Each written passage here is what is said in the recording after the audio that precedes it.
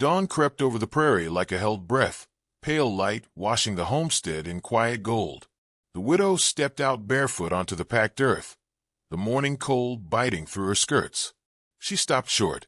The corral gate hung crooked, one hinge split clean, the rope sliced and trailing like a dead snake. Where her horse should have stood, head high, ears turning to her voice, there was only churned dust and emptiness. She crossed the yard slowly, heart steady but heavy.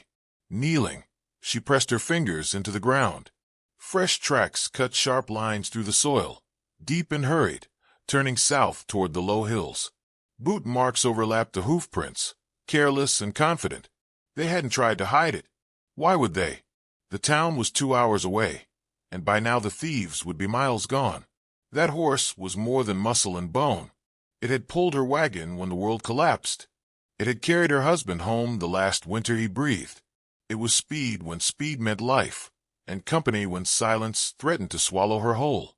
Without it, the land would close in. Without it, the days would grow shorter. By the time she reached town, the sun was higher and the verdict already spoken. Men leaned against posts and shook their heads. "You won't catch him," one said, not unkindly. They crossed county lines before daylight. Another laughed softly. "Best let it go. Ain't worth dying over a horse." She didn't argue. She didn't explain. She only listened. Listened to the way people talked when they thought a thing was finished. Back at the corral, she knelt again, this time with purpose. She read the ground the way others read letters. The lead horse favored its left foreleg, shorter stride on the turn. One rider dragged a toe. Another shifted weight when mounting. They'd watered too long at the creek, left a scatter of ash, spooked a crow on the ridge. The land kept records, if you knew how to look.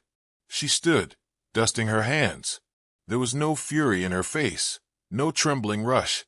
Only a calm that came from long practice, patience honed by seasons of watching weather and men alike. She packed light. She locked the door. And before the sun reached its peak, the widow set out alone, following the trail as if it had called her name. They thought the distance would save them. They were wrong. The widow moved through the cabin with quiet purpose, every motion practiced, every sound measured. She packed only what she could carry without slowing a horse: dried meat wrapped in cloth, a canteen, spare ammunition, and a small tin of salve worn thin from years of use. Nothing extra, nothing sentimental. Grief had its place, and it wasn't on the trail. Before she left, she paused at the wooden chest beneath the window, lifting the lid just long enough to tuck away a folded scrap of her husband's old bandana. Then she shut it tight, locking memory behind iron. Outside, the morning air was sharp, the kind that cut into the lungs and sharpened resolve. Hoofprints led west, already softening at the edges as the sun climbed. She crouched, fingers brushing the dust, reading the ground like a page she'd learned by heart. 3 riders, heavy loads, 1 limping horse. They hadn't been careful. That mistake would cost them. A shadow fell across the yard. A local rancher, some called him a lawman when it suited him, stood by the fence, hat low, eyes uneasy. "You won't catch him," he said, not unkindly. "Trail crosses county lines. Bad country beyond the river. Men disappear out there." She didn't look up. "So do horses," she replied and rose, dusting her hands. He offered an escort. 2 riders, maybe 3. Protection. Witnesses. She shook her head once. Escorts made noise. Noise got you found before you were ready. I ride better alone. He studied her then, seeing past the widow's black and the quiet. He saw the set of her shoulders, the way her eyes never stopped moving. "Your husband," he began, "taught me to track," she finished firm, "and the land taught me the rest." She swung into the saddle as if she'd never left it, the motion smooth and unshowy. The cabin door closed behind her with a soft click, and for a moment the place stood as it always had, small, weathered, stubbornly upright. Then she turned west, following the line of broken grass and scuffed stone, letting the land pull her forward. Trust, out here, wasn't given to men or badges. It was placed in the ground beneath your boots, the wind in your face, and your own steady hand. She rode alone, not because she wanted to, but because it was the only way she knew to come back with what was hers. The trail began to speak once the sun climbed high enough to warm the dust. It spoke in scuffed pebbles and bent grass, in the faint drag where a hoof had favored one side after a long night's ride. She listened without slowing. This was a language she had learned years ago, riding beside her husband through bad weather and worse company, learning when to push a horse and when to spare it, learning how land remembered every careless step. She remembered those lessons now in fragments that rose with the heat, how he taught her to read wind the way others read maps, how a breeze from the west meant cover in the ravines, how still air meant sound would carry, how storms changed a trail, not erasing it but revealing it, washing away lies and leaving truth behind. She had learned patience from him, the kind that waits without wasting time. She had learned restraint, the discipline to pass up a shortcut that would cost more than it saved. Every mile confirmed it. The men who stole her horse didn't know the land. They rode hard when they should have rested, cut straight across rock where a curve would have hidden them, crossed water too fast and too shallow, leaving churned banks and panic in the mud. Their camps told on them, fires burned too hot, too long, tin left where a careful hand would have buried it. A broken rhythm marked their movement, the sign of men driven by fear instead of plan. She followed without hurry. The land gave her everything she needed. A bent reed at a crossing told her which way they'd gone. A scuffed boot heel pointed to the man who lagged, the one arguing for rest. She could almost hear them now, feel the strain pulling them apart. Tracking wasn't pursuit to her, it was conversation. And the land was answering. As the trail stretched on, the horse's absence cut deeper than she expected. It wasn't just theft, it was memory taken on four legs. That horse had carried her husband home the last time he rode, had stood quiet through a winter that nearly broke them. Men stole horses every day, but this one had been chosen. The thought hardened in her chest like a knot pulled tight. The signs confirmed it before the thought finished forming. The men had changed mounts once, swapped horses in a hurry, left a weaker one behind. That meant they wanted her horse specifically. Not convenience, not chance, purpose. She found a mark carved on a fence post at the edge of a settlement, an old sign, faint but deliberate. She knew it. So had her husband. A mark used when men wanted to move property, without questions. She stopped then, just long enough to rest her palm on the earth. The trail was no longer just about recovery. It was about why. Someone had paid for this, or planned it, or needed that horse gone. The land had told her that much. She mounted again, steady and sure. Whatever waited at the end of this trail, she would meet it. And the land, patient and exacting, would carry her there. The land changed the moment she crossed the line. Not a fence, not a sign, just a feeling in the air. The soil turned harder beneath the horse's hooves. The wind carried a different smell, and the sky seemed wider, less forgiving. This territory didn't belong to her, and it didn't welcome questions. Still, she rode on, eyes low, reading the ground like a ledger written in dust. The first warning came from men who weren't trying to hide. A pair of local enforcers sat their horses near a dry crossing, rifles resting easy across their saddles. They looked her over slowly, measuring the quiet confidence in her seat. "Trail ahead's bad business," one said. "You'd best turn back." She didn't argue. She only glanced at the earth, then past them, as if the answer had already been decided. Something in that unsettled them. People who knew nothing about tracking talked loud. People who didn't. Further on, a bounty hunter caught her trail and rode alongside without asking permission. He spoke of gangs, of men who didn't leave witnesses, of how far gone her thieves already were. She listened, nodded once, and told him nothing. When he mentioned the horse by name, correctly, his confidence faltered. He realized too late he wasn't warning prey. He was observing competition. Ahead of her, the robbers felt it before they understood it. Camps that should have vanished clean began to feel wrong. A creek crossing that should have scattered their sign hadn't. False trails failed. Backtracking led nowhere. One of them swore they were being hunted by something patient. Another laughed too loud. They rode faster. They made mistakes. By the time the widow crossed into the second stretch of land, the chase had changed. It was no longer distance against distance. It was will against will. They knew now someone was behind them. Someone who didn't rush. Someone who didn't miss. And as the miles stacked up and the borders blurred, one truth settled heavy over the trail. This was no longer about a stolen horse. It was about who would break first. She did not chase them the way angry men chased, loud, fast, and careless. She chased the way the land itself moved. Slow when it needed to be slow. Invisible when speed would betray her. By day, she studied the trail from high ground, letting the sun cast shadows that revealed what haste tried to hide. By night, she rode under a torn sky. Stars her compass, silence her shield. Each choice was deliberate. She shifted her pace, just enough to stay behind their fear, not their dust. When they pushed hard, she eased off, knowing exhaustion would do her work for her. When they slowed to rest, she closed the distance with patience, never letting the land forget their passage. Hoofprints spoke to her. Broken grass told stories. Ashes whispered how long they'd lingered and how uneasy they'd slept. She cached supplies the way her husband once taught her. Dry ground, north-facing shade. Stones set just so. Water skins buried where storms would not flood them. Ammunition wrapped in oilcloth. Nothing wasted. Nothing forgotten. When thunderheads rolled in, she read their bellies and adjusted her route, using rain to erase her own tracks while sharpening theirs. Storms were not obstacles. They were tools. The terrain became her ally. She funneled them unknowingly through narrow cuts, where sound carried poorly and escape narrowed.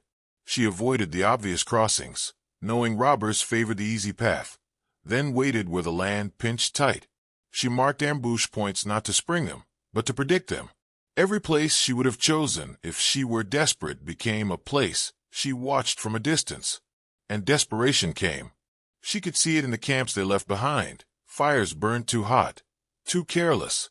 Rations dwindled. Arguments scrawled their way into the dirt. Boot scuffs circling, the marks of men turning on one another. One trail began to lag, another to wander. A false lead here. A rush decision there. Fear makes mistakes. The land records them all. Through it all, the horse beneath her moved as if thinking with her. Breath steady. Gait measured.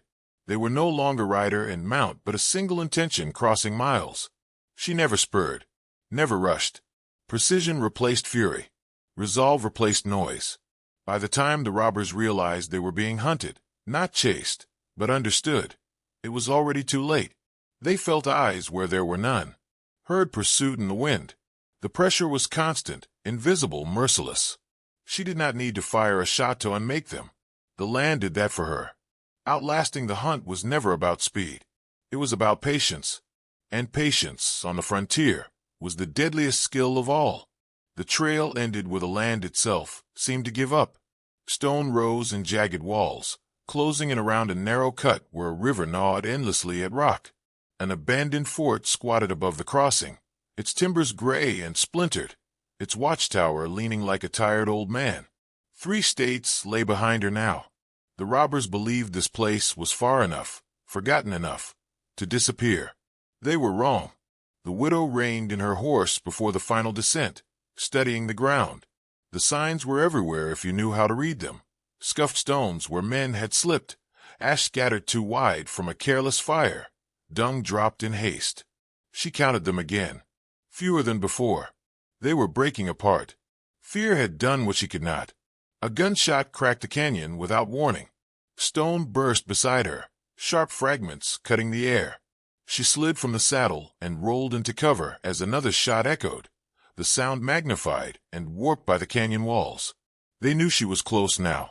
The hunt was no longer quiet. She moved like she always had, low, deliberate, never rushing. One robber shouted orders from the fort, his voice cracking with strain.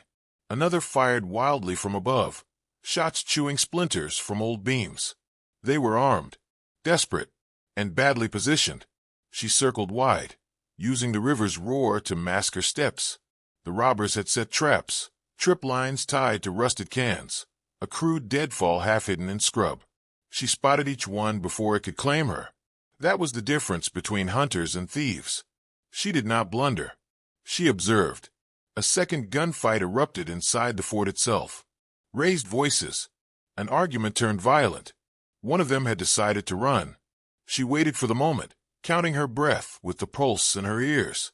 When the runner broke from cover, sprinting down toward the river with her horse's reins in hand, she rose and fired once. Not to kill, to stop. The shot took him through the leg, spinning him into the dust with a scream that echoed off stone. The canyon went quiet. Then everything exploded at once. Two men rushed her position, firing low and fast. She retreated uphill, drawing them where the ground narrowed. When they crossed the line she'd chosen, she dropped flat and fired again. One fell. The other stumbled, tripped by loose rocks she'd noticed earlier, and tumbled hard enough to knock the fight out of him. The last robber barricaded himself inside the fort, shouting threats that rang hollow against the river's endless noise. Smoke curled from a window where he'd set fire to old bedding, trying to flush her out or buy time. Time for what? She didn't know. No one was coming for him. She climbed the outer wall with slow precision, using handholds worn by soldiers long gone. When she dropped into the fort yard, the fire crackled louder, sparks lifting into the dusk. Her horse stood tied near the gate, head low, sides heaving, but alive. That sight steadied her more than any weapon. The final confrontation was close and brutal. No speeches, no mercy asked. The robber lunged from the smoke, knife flashing. She met him with the butt of her rifle, the impact ringing through her arms. They grappled, boots slipping on ash and dirt, until she drove him back against the wall and brought the fight to an end. Silence followed. Heavy. Final. She cut her horse free and pressed her forehead briefly against its neck, breathing in dust and sweat and something like relief. Around her, the fort smoldered, fire dying as quickly as it had started. The chase was over. By the time the law arrived, drawn by smoke and echoes carried miles on the wind, there was little left to decide. Survivors were bound. The dead were counted. The truth was plain as the tracks she'd followed across 3 states. As the sun dipped low, turning the canyon walls red and gold, she swung back into the saddle. The robbers had thought distance would save them. They had thought a widow would turn back. They had underestimated the land, and they had underestimated her. When the last shot faded and the canyon fell quiet, the land began to reclaim itself. Smoke thinned. Footprints softened beneath a light, patient rain. Whether by badge or by consequence, the reckoning was finished. The robbers were gone, scattered, captured, or carried away by the same carelessness that had led them to steal what they did not understand. Authority arrived late, as it often did on the frontier, to write names and gather stories already decided by the ground. She stood apart from it all, hand resting on her horse's neck. The animal breathed steady now, mud-spattered but unbroken, eyes calm as if it had always known the way home. For a long moment, she said nothing. This had never been about vengeance. It was about balance, about returning what had been taken and proving, quietly, that she could not be erased or dismissed. The journey had changed her, not by hardening what was already strong, but by sharpening it. Mile after mile, across 3 states of wind and water, she had trusted the signs she'd learned to read when others laughed. They had laughed because they did not know the language of land. She did, and the land answered. By the time she rode back toward her homestead, the rain had washed the dust from the sky. Dawn opened clean and pale over the corral, boards glistening, gate mended. She loosened the cinch and let the horse roll, watching as it rose and shook, alive and whole. Neighbors would see her now, see the steadiness in her seat, the certainty in her eyes, and understand what had always been there. Some things are returned, others are proven. As the sun climbed and the earth breathed again, both had found their place. Out on the frontier, danger rarely announced itself, and strength almost never did. It hid in quiet eyes, in steady hands, in people the world learned too quickly to overlook. Those robbers thought they'd stolen a horse. They never stopped to wonder who they'd stolen it from, or what kind of knowledge rides deeper than fear. The widow never chased them with rage. She followed with memory, with patience, with an understanding of land and men that can't be taught, only earned. And that is the weight of what we know. It travels with us, unseen, until the moment it must be used. So let me ask you, how often do we underestimate the quiet and capable? How many people around us carry skills, resilience, and resolve the world never bothers to notice? If you'd seen her standing in that dust, would you have turned away? Or looked closer? If this story stirred something in you, leave your thoughts below. Share what you believe true strength looks like. And if you want to keep riding these long frontier roads with us, through stories of justice, survival, and resolve, then subscribe and stay close. The sun lifts over the horizon now. The widow rides steady at dawn. Her horse returned beneath her. Nothing lost. Everything proven.